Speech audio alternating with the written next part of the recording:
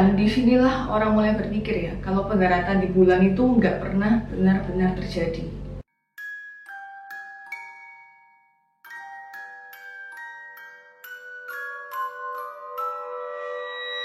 Hai teman-teman semuanya, kembali lagi di channel kita Adivela. Jadi pada hari ini kita akan membahas teori konspirasi yang ada kaitannya dengan NASA. Jadi NASA ini merupakan lembaga milik pemerintah Amerika Serikat di mana mereka bertanggung jawab atas program dan penelitian luar angkasa. Pokoknya segala sesuatu yang berkaitan dengan angkasa luar atau luar angkasa itu selalu berurusan dengan NASA. Ngomong-ngomong ya, ingat nggak zaman kita sekolah dulu, kita pernah mendengarkan sebuah berita bahwa ada manusia yang berhasil menginjakkan kakinya ke bulan. Oh ya, Neil Armstrong itu kan? Iya, betul. Jadi menurut sejarah, Neil Armstrong itu adalah manusia pertama yang berhasil menginjakkan kakinya di bulan. Tetapi menariknya, ada banyak orang yang tidak percaya bahwa Neil Armstrong itu sudah betul-betul menginjakkan kakinya di bulan. Oke, tanpa berpanjang kata lagi, kita akan kasih tahu kalian tentang informasi-informasi yang sudah kita dapatkan tentang moon landing ini dan beberapa teori-teorinya yang menurut kita itu cukup mind blow. Ya, sebelum memulai video ini kita mau kasih tahu kalian dulu kalau semua yang kita bahas di video ini itu cuma teori ya. Teori. Jadi ini bukan pendapat kita pribadi, Ya. ini pendapat orang lain. Dan kalian kalau sudah melihat informasi ini, kalian berhak memilih, boleh percaya, Ya, boleh enggak. Jadi kita hanya memberikan informasi-informasi aja ke kalian. Oke, kita langsung masuk ke pembahasan yang pertama. Jadi pendaratan di bulan ini diawali dengan adanya perang dingin antara Amerika Serikat dan Uni Soviet atau Rusia. Nah, ketika itu mereka ini bersaing dalam segala aspek, jadi termasuk dalam misi ruang angkasa. Karena waktu itu Amerika Serikat ini dia lagi berlomba dengan Uni Soviet. Jadi siapa yang duluan bisa sampai ke ruang angkasa. Lalu pada tanggal 25 Mei tahun 1961, Presiden Amerika saat itu, John F. Kennedy, mengumumkan di depan Kongres tentang ambisinya untuk mengirim warga Amerika ke bulan. Nah, si Amerika nih waktu itu dia lagi kebakaran jenggot, jadi lagi panas ya. Soalnya kalah sama Rusia. Jadi ceritanya nih, 1 bulan sebelumnya, tepatnya tanggal 12 April tahun 1961, Rusia ini menjadi negara pertama yang berhasil mengirim manusia ke ruang angkasa, yaitu astronot Yuri Gagarin dengan pesawat luar angkasa berjenis Vostok 1. Nah, si John F. Kennedy ini nggak mau kalah. Jadi dia ini berupaya gimana caranya supaya Amerika ini bisa menjadi negara pertama yang berhasil mendarat ke bulan. John F. Kennedy ini bahkan sampai minta pinjaman, jadi bantuan keuangan sebesar 23,2 triliun untuk mempercepat proses tersebut. Tapi sayangnya, sebelum menyaksikan keberhasilan Amerika Serikat untuk mengirim manusia pertama ke bulan, Kennedy ini meninggal karena tertembak di atas limusinnya pada tahun 1963. Lalu pada tanggal 20 Juli tahun 1969, impiannya John F. Kennedy ini terwujud. Jadi NASA ini berhasil mengirimkan 2 astronot ke bulan yang bernama Neil Armstrong dan Buzz Aldrin menggunakan pesawat berjenis Apollo 11. Nah, tapi menurut beberapa orang, Amerika ini kayak membuat suatu kecurangan dengan sebuah proyek rekayasa karena mereka ini nggak mau kalah sama Rusia. Jadi menghalalkan segala cara biar bisa menang dari Uni Soviet. Iya. Jadi sebentar lagi kita akan membahas beberapa teori yang cukup mind-blowing yang menyatakan kalau pendaratan di bulan tidak benar-benar terjadi. Jadi sebelum sampai ke bulan, para astronot ini harus melewati radiasi Van Allen belt. Van Allen belt ini adalah sabuk radiasi yang terdiri dari partikel yang bermuatkan energi yang mengelilingi bumi. Karena di Van Allen belt ini terdapat radiasi yang sangat berbahaya yang bisa menyerang peralatan elektronik dan menghancurkan tubuh para astronot yang melewati daerah tersebut. Bagi penganut teori ini, adanya Van Allen belt ini adalah bukti bahwa manusia tidak akan pernah bisa melewati sabuk ini dengan kondisi hidup-hidup. Jadi NASA ini kesulitan untuk mencari cara bagaimana caranya manusia ini bisa menembus sabu tersebut dengan kondisi hidup. Nah, kondisinya Uni Soviet pada saat itu juga sama. Mereka kesulitan untuk mencari solusi biar bisa melewati sabunya pelindungnya bumi itu, Van Allen belts itu. Dan Uni Soviet melakukan banyak percobaan yang endingnya membunuh banyak astronot Rusia. Tetapi pada kenyataannya akhirnya Amerika yang menang, dan mereka itu katanya berhasil mengirimkan 2 orang astronot tersebut menginjakkan kakinya di bulan. Akhirnya membuat orang banyak yang berpikir ini beneran terjadi atau tidak. Tetapi ada satu hal yang perlu diingat, Amerika ini berhasil mendaratkan astronotnya di bulan. Itu tidak lama setelah Rusia ini mengumumkan bahwa mereka memiliki kemajuan yang sangat pesat dalam misi moon landingnya mereka. Jadi pihak Amerika ini kayak usaha, intinya mereka harus jadi negara atau mengirimkan manusia pertama yang berhasil sampai ke bulan. Mau gimana pun caranya, mau bohong kek, mau nyata atau tidak. Dan akhirnya mereka katanya berhasil mendaratkan 2 manusia di bulan, yaitu Neil Armstrong dan Buzz Aldrin. Oh iya, ngomong-ngomong soal Neil Armstrong, itu ada banyak loh orang yang mempertanyakan tentang namanya Neil Armstrong ini. Ya, namanya agak unik ya. Namanya agak unik. Iya. Karena kalau namanya Neil Armstrong ini disingkat, kan jadi Neil A. Nah, kalau dibalik ini jadinya alien. Terus kalau benar-benar nama lengkapnya Neil Armstrong ini dibalik, jadinya Knowles Mr. Alien. Kalau menurut kalian gimana guys? Apa ini cuma kebetulan? Ada juga teori yang mengatakan kalau NASA ini membuat foto dan rekaman moon landing ini di sebuah studio di Nevada, Amerika Serikat. Jadi, menurut mereka ini pendaratan di bulan itu sebenarnya semuanya itu di studio. Jadi udah disetting semua gitu. Karena ada banyak kejanggalan yang ada pada rekaman dan foto-foto yang dirilis oleh NASA pada beberapa foto pendaratan di bulan. Coba kalian lihat, foto-foto ini menunjukkan arah bayangan yang tidak seragam. Jadi bayangannya ini arahnya itu nggak ada yang sama guys. Semuanya itu kelihatan beda-beda gitu ya. Nah, kalau kalian perhatiin cahaya di foto ini, ada yang janggal nggak? Logikanya, kalau misalnya satu-satunya sumber cahaya itu adalah matahari, mestinya semua bayangannya itu ke arah yang sama kan? Nah, tapi kalau kita lihat ini, kayak ada cahayanya kan? Padahal mataharinya kan ada di atas ya. Harusnya area ini gelap kan? Tapi ini terang kayak ada lighting dari bawah gitu. Yang terang harusnya itu bagian atas ini aja, bukan yang di sisi ini. Makanya orang-orang itu mulai berpikir, mungkin ini tuh dibuat di studio. Karena seperti ada lebih dari satu sumber pencahayaan ya, kayak di studio-studio gitu. Iya betul, kalau studio kan lightingnya banyak ya. Kanan, kiri, depan, belakang kan.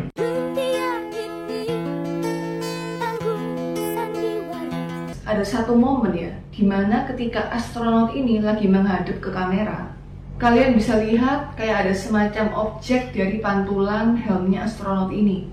Kayak semacam lighting yang biasanya itu ada di studio-studio Hollywood gitu. Orang nggak yakin itu tuh pantulannya apa ya, lighting atau kamera. Tapi yang pasti, itu tuh harusnya nggak ada di situ. Logikanya ya, sekarang gimana caranya kita nih bisa lengketin sesuatu yang nggak ada atapnya gitu? It's fake, bohong. Banyak juga yang percaya bahwa video moon landing ini adalah video biasa dan speed videonya itu diturunkan setengah. Jadi kalau kita nonton videonya kita cepetin setengah, ya persis kayak orang lompat-lompat biasa gitu. Yeah. Jadi sudah banyak yang bikin percobaan. Mereka lompat-lompat, terus speed videonya dibikin setengah lebih lambat, dan mereka berhasil membuat video yang terlihat seperti seakan-akan berada di bulan.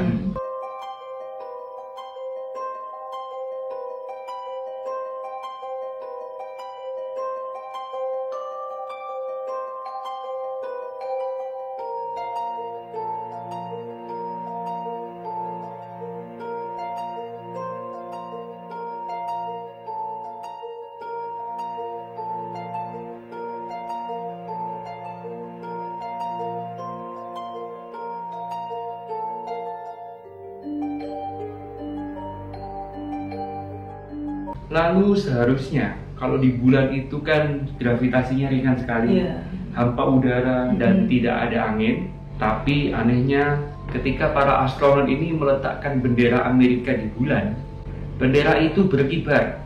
Dan kalau di gravitasi yang begitu kecil dan di ruang hampa udara yang nggak ada angin sama sekali, harusnya bendera itu nggak mungkin kayak gitu. Tetapi NASA mencoba untuk menjelaskan teori tersebut, ya kan. Mereka bilang katanya bendera Amerika yang khusus dalam misi Moon Landing itu dibuat dengan special edition, dibuat dengan bahan khusus yang katanya lebih kaku. Dan katanya di benderanya itu dikasih tangkai buat menahan. Ya, jadi ketika dilancepin bisa kelihatan berkibar. Ya, itulah yang namanya pembelaan dari NASA. Nah, kalau menurut pendapat kalian bagaimana? Katanya kan di dunia ini manusia udah pernah menginjakkan kakinya di bulan ya. Bahkan sampai ada video rekamannya gitu juga kan. Terus disiarin juga secara live streaming di seluruh dunia waktu manusia itu pertama kali mendarat di bulan. Nah, dari sinilah muncul berbagai macam pertanyaan. Pada masa itu kan udah lama banget ya, waktu itu tahun 1969. Sebenarnya di zaman itu, orang tuh mikir kalau nggak mungkin banget loh, teknologi itu udah bisa secanggih itu.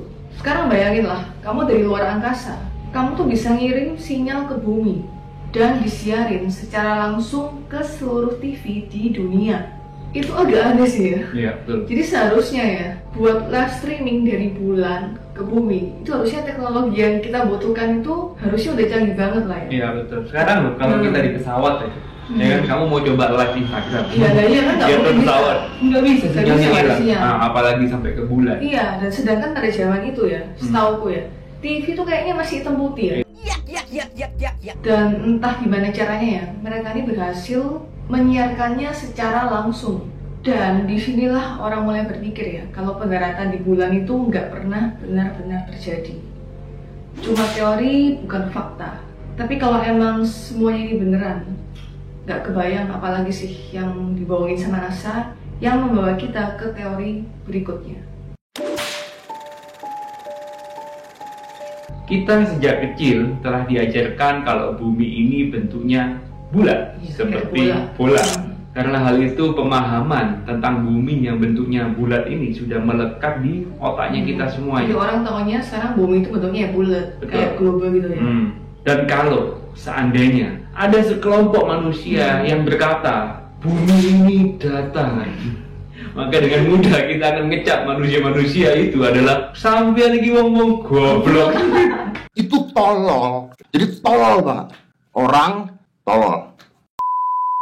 Bukannya kita bilang kalau kita ini percaya sama hal-hal ginian, cuma kita ini orangnya mau menerima hal-hal baru ya. Ya, jadi kita mencari informasi yang baru. Kita ini tidak bermaksud untuk mengajak kalian supaya mempercayai teori ini. Jadi kita ini cuma mau kasih informasi kalau ada teori seperti ini, dan setelah kita kupas lebih dalam, ternyata ya tidak sebodoh yang kita bayangkan. Tidak segendeng itu gitu ya, mereka-mereka yang percaya dengan teori bumi datar. Jadi gini, orang-orang yang percaya bahwa bumi bentuknya datar itu beranggapan bahwa bumi berbentuk piringan gepeng yang dikelilingi oleh dinding es Antartika.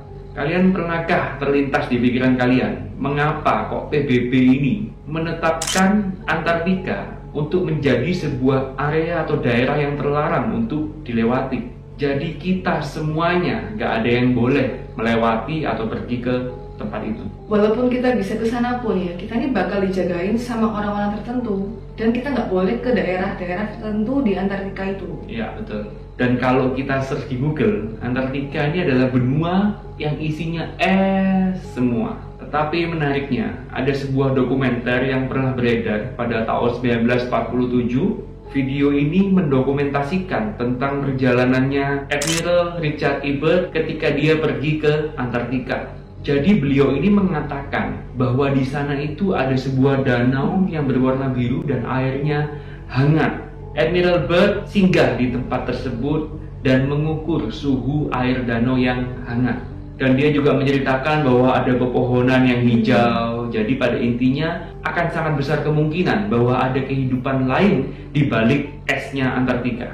Selain itu, dia juga menemukan batu bara dan uranium sekitar 180 mil dari kutub selatan. Nah, hal-hal seperti ini itu disembunyikan, ditutup rapat. Sama Jadi memberikan, sama pemerintah dunia lebih tepatnya. Jadi memberikan image seakan-akan benua Antartika ini hanyalah onggoan es batu yang tidak ada menariknya, tidak ada hal yang interesting di sana. Nah, akhirnya para komunitas Flat Earth Community ini, mereka berpikir, kenapa kok benua Antartika ini menjadi area yang terlarang? Apakah mungkin para pemimpin dunia ini mereka itu sudah tahu kalau di sana ada yang namanya ujung dunia? Atau mungkin hal ini sengaja ditutupi untuk kepentingan segelintir orang aja?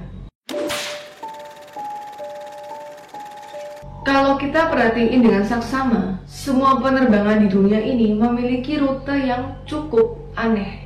Kalau di peta globe, dari Sydney ke Santiago, Chile, itu jika menggunakan garis lurus memakan waktu 15 jam. Tapi rute ini nggak ada. Dari Sydney, itu kita harus transit dulu ke LA, baru kemudian ke Santiago, jadi totalnya 27 jam. Tapi jika menggunakan peta Flat Earth, rute Sydney, LA, dan Santiago itu memang hampir seperti garis lurus. Nah, sekarang kita coba ambil contoh realnya. Pernah ada sebuah berita di Daily Mail pada tanggal 13 Oktober tahun 2015 lalu. Ketika itu di penerbangan pesawat China Airlines dari Bali menuju ke LA, ada seorang wanita yang hendak melahirkan di pesawat itu. Pesawat ini akhirnya terpaksa melakukan emergency landing di Alaska. Nah, sekarang kalau kita lihat di peta global, itu rutenya seperti ini. Nah, harusnya kalau emang sesuai dengan peta ya kalian lurus aja. Tapi anehnya ya, pesawat ini malah belok dan mendarat di Alaska. Padahal ya, kan Alaska ini rutenya lebih jauh daripada LA ya kalau di peta global. Tapi kalau di petanya bumi datar, rute dari Bali ke Alaska itu ya langsung lurus aja. Jadi kalau emang kita lihat di petanya Flat Earth ya, itu emang melewati Alaska dulu. Makanya pesawatnya ini emergency landingnya ya di Alaska, kalau di peta Flat Earth. Jadi mana yang lebih masuk akal menurut kalian? Bumi itu datar atau bulat? Jadi kita mau ingetin ke kalian sekali lagi bahwa semua ini hanyalah sebuah teori. Iya, bukan fakta ya? Iya, bukan sebuah fakta. Anggaplah ini sebuah karya fiksi ilmiah. Jadi segala sesuatunya itu tidak benar-benar terjadi. Iya. Tapi kalau emang ini beneran, gimana ya? It's fake, bohong. Oke, sekian video kita kali ini. Jadi thank you buat teman-teman sekalian sudah nonton video Gibuni kali ini dari awal sampai akhir. Kalau kalian suka sama videonya kita dan merasa video kita ini bermanfaat, jangan lupa untuk selalu support kita dengan cara like, subscribe, dan nyalain tombol lonceng yang ada di bawah supaya setiap kita upload video baru kalian dapat notifikasi, karena subscribe itu gratis ya. Gratis. Dan jangan lupa share ke semua teman-teman kalian. Oke, sampai jumpa lagi di video Anivela berikutnya. Bye bye.